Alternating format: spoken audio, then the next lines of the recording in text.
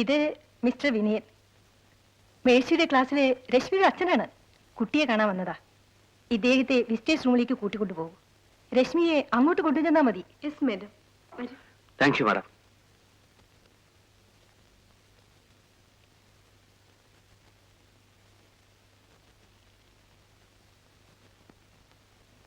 ഞാൻ വരൂലെന്ന് പറഞ്ഞില്ലേ? ഞാൻ വരൂല മിസ്. വരാൻ? എന്റെ അച്ഛൻ ജയിലില്ല. അച്ഛൻ ജയിലിൽ നിന്ന് വന്നു. മോളെ കാണാൻ ഇവിടെ വന്നിട്ടുണ്ട്. ഞാൻ വരില്ല മിസ്. എനിക്ക് പേടിയാ. പേടിയോ? അച്ഛനെ കാണാനോ? എന്റെ അച്ഛൻ കൊലയാളിയാ. പെട്ടെന്ന് ദേഷ്യം വരും. ദേഷ്യം വന്നാ അങ്ങനെ അത്ര മുത്തച്ഛനെ കൊന്നത്. ഞാൻ വരില്ല. ഇതൊക്കെ രശ്മിയോട് ആരാ പറഞ്ഞത്? എന്റെ അമ്മ. അമ്മയ്ക്കും അച്ഛന് പേടിയാ. ആ പേര് കേട്ടാലേ ദേഷ്യം വരും. ഞാൻ വരില്ല.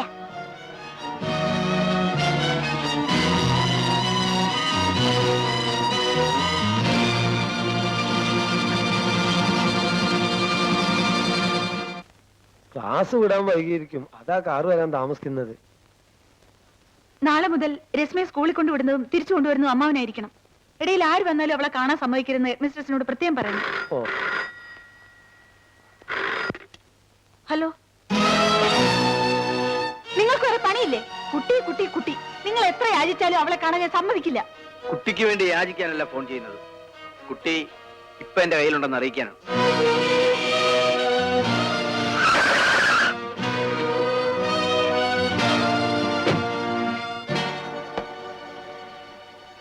കുട്ടിയെ സ്കൂളിൽ കാണാനില്ല. പിന്നെ നിങ്ങൾ എന്റെ കുട്ടിയെ കിഡ്നാപ്പ് ചെയ്തിരിക്കുന്നു. ഇതൊരു ക്രിമിനൽ കുറ്റമാണെന്ന് മറക്കണ്ട. ഞാൻ പോലീസിൽ കംപ്ലൈന്റ് ചെയ്യും. വളർത്താൻ കുട്ടിയെ കോടതി നിന്നെ ഏൽപ്പിച്ചു എന്നുള്ളത് ശരിയാണ്. എന്ന് വെച്ച് ഞാൻ അവളുടെ അച്ഛനല്ലാതാവും. ഞാൻ പറയുന്നത് കേൾക്കും. എന്റെ മോളല്ലാതെ എനിക്ക് ആരുമില്ല. അവളെ എന്റെ അടുത്തുനിന്ന് പിരിക്കരുത് പ്ലീസ്. രശ്മി നിന്റെ അടുത്ത് നിന്ന് പിരിഞ്ഞിട്ട് 5 നിമിഷമായില്ല. ആ വേദന താങ്ങാൻ നിനക്കാവുന്നില്ല അല്ലേ? 5 വർഷമായി അവളെ കാണാൻ കൊതിച്ച് എന്നെ ഒരു നോക്ക് പോലും കാണാൻ അനുവദിക്കില്ലെന്ന് നീ വാശി പിടിച്ചപ്പോ എനിക്കുണ്ടായ വേദനയെ കുറിച്ച് നീ ആലോചിച്ചോ? ഇല്ല. കാരണം നീ വലിയ പണക്കാരിയല്ലേ. മറ്റുള്ളവരുടെ വേദനയെ കുറിച്ച് ആലോചിക്കേണ്ട കാര്യം നിനക്കില്ലല്ലോ. വിനീത്, എന്നോട് പ്രതികാരം ചെയ്യാൻ എന്റെ മോളെ തന്നെ കരുവാക്കരുത്. അത്തരം നീചനല്ലേ ഞാൻ. കുറച്ചു ദിവസം അവൾ എന്റെ കൂടെ നിൽക്കണം. എനിക്ക് അവളെ ഓട്ടണം, താരാട്ടണം. എന്റെ മനസ്സിന്റെ ദാഹം തീരുന്നത് വരെ. നീ എന്നെ കുറിച്ച് ആ കുരുന്നു മനസ്സിൽ വളർത്തിയ തെറ്റായ ധാരണകൾ എനിക്ക് തിരുത്തണം. അതുവരെ നീ കാത്തു നിന്നേ പറ്റൂ. Good bye. ഇല്ല, ഞാൻ തോൽക്കില്ല. എന്നെ ആരും തോൽപ്പിച്ചിട്ടില്ല.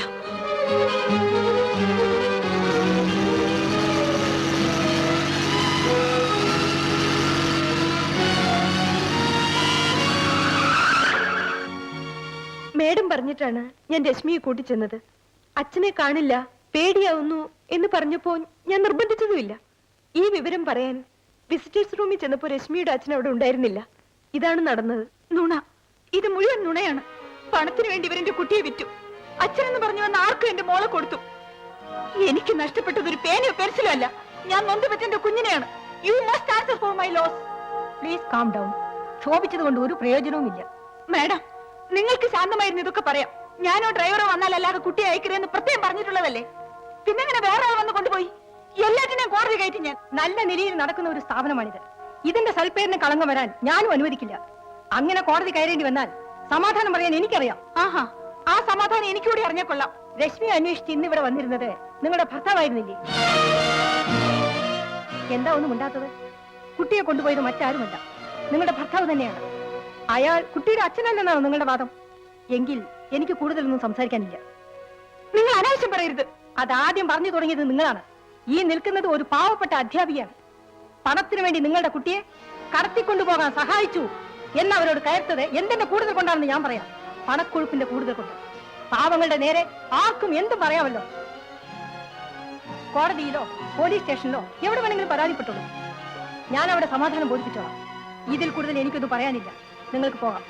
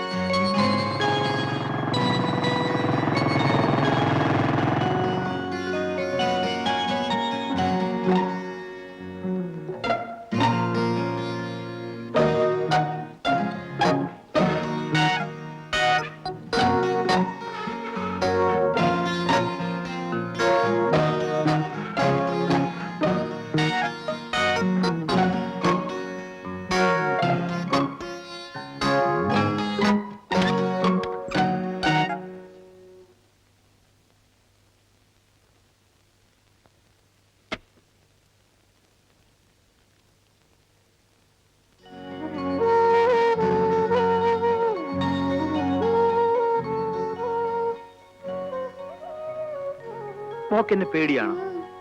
എന്തിനാ പേടിക്കുന്നത്? നമ്മളൊന്നും ചെയ്യില്ല. മോക്ക് മിഠായി, ചോക്ലേറ്റ് എല്ലാം മേടിച്ചു തരാം. ആദ്യം എല്ലാ പിള്ളേരും എടുത്ത കാര്യം ഇത് തന്നെ പറയും. ഒടുവില് കണ്ണു കുത്തി പൊട്ടിച്ച് തെണ്ടാൻ വിടും. നമ്പിശമോനെല്ലാം പറഞ്ഞു തന്നിട്ടുണ്ട്. മോൾക്ക് വിശക്കുന്നില്ലേ? ഇല്ല. എന്നെ എന്റെ അമ്മയുടെ അടുത്ത് കൊണ്ട് വിടുവോ? എത്ര പണം വേണമെങ്കിലും എന്റെ അമ്മ തരും. നിന്റെ അമ്മയുടെ കയ്യിൽ അത് മാത്രമേ ഉള്ളൂ. എനിക്ക് വേണ്ടത് അതല്ല മോളെ. മോളുവാ.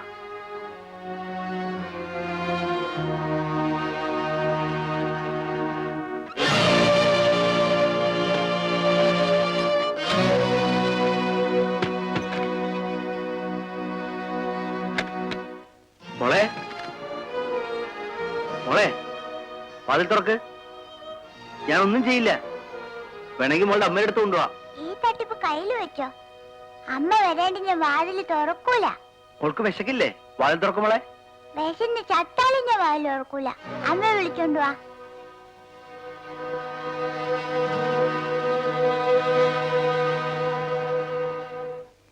വലിയ ലോഡ്ജിന്റെ മാനേജറാന്നും പറഞ്ഞ് എളിഞ്ഞു നടന്നാ പോരാ. പോലീസിനെ പാട്ടിലാക്കാനും പഠിക്കണം. അതൊന്നും പറഞ്ഞിട്ട് കാര്യമില്ല. എന്താ? ട്രേഡും ഗീഡും പേടിച്ചിരുന്ന കഞ്ഞിയൂടി മുട്ടും. ഞാൻ അങ്ങോട്ട് വരുന്നു. എക്സ്ക്യൂസ് മീ, എനിക്കൊന്ന് ഫോൺ ചെയ്യണം. ആ പറഞ്ഞത് തന്നെയാ ഞാനും ചെയ്യുന്നത്. ഒന്ന് ക്ഷമിക്കുന്നില്ലേ? ഹലോ,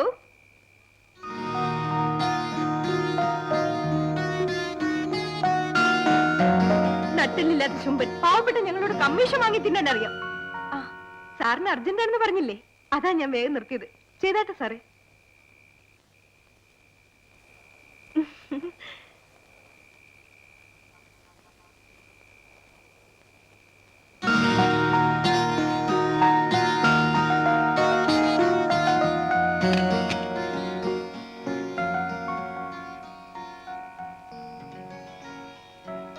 എന്റെ കൂടെ വരുന്നോ? അതല്ലേ നമ്മുടെ ചോറ്. ആട്ടെ, ഏത് ഹോട്ടലാ? ഹോട്ടലല്ല, ഒരു വീടാണ്. വീടും കാടും ഒന്നും പ്രശ്നമല്ല. വരാം. കണ്ട ആപ്പയാണെന്ന് കരുതണ്ട. റേറ്റ് അല്പം കൂടുതലാ. അതെനിക്കും പ്രശ്നമല്ല. ചോദിക്കുന്നതിൽ കൂടുതൽ തരാം. പക്ഷേ ഞാൻ പറയുന്നതെല്ലാം കേൾക്കണം. അതൊക്കെ ഞാൻ ഏറ്റു. വേഗം നടന്നു. വല്ല പോലീസും കണ്ട അവന്റെ വായിലും വായിക്കരി ഇടണം. എന്താ പേര്? സ്വന്തം പേര് ദേവകി. ഹോട്ടലിൽ പോകുമ്പോ റോഷനി നാക്കും. പേരിലും വേണ്ട സാറേ ഒരു പകിട്ട്. ഇനി എന്റെ കണ്ടീഷൻസ് ഞാൻ പറയാം. മോളെ, മോളെ, വാതിൽ തുറക്ക്. ദാ അമ്മ വന്നിരിക്കുന്നു. മോളെ, വാതില് തുറക്ക്.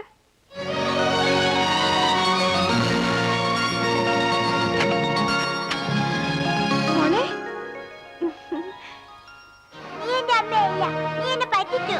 പറ്റിച്ചല്ല മോളെ. അമ്മ പറഞ്ഞു വെച്ചിട്ടാ ഞാൻ വന്നത്. മോളെ വേഗം അമ്മയുടെ അടുത്ത് കൊണ്ടുവല്ലാൻ. നേരോ? സത്യമായിട്ടും. എന്നാ നമുക്ക് വേഗം ഇവിടുന്ന് പോവാ. അതിനു മുൻപ് ഈ അങ്കിളിനെയും കൂട്ടി മോക്ക് ഇഷ്ടമുള്ളിടത്തൊക്കെ ചുറ്റിയടിക്കാൻ അമ്മ പറഞ്ഞിട്ടുണ്ട്. അമ്മ അങ്ങനെ പറഞ്ഞോ? ആ, ഞാൻ എന്റെ കാതുകൊണ്ട് കേട്ടതല്ലേ. അമ്മയ്ക്ക് വരാൻ നേരമില്ല. അതുകൊണ്ട് നിറയെ പണം കൊടുത്തിട്ടുണ്ട്.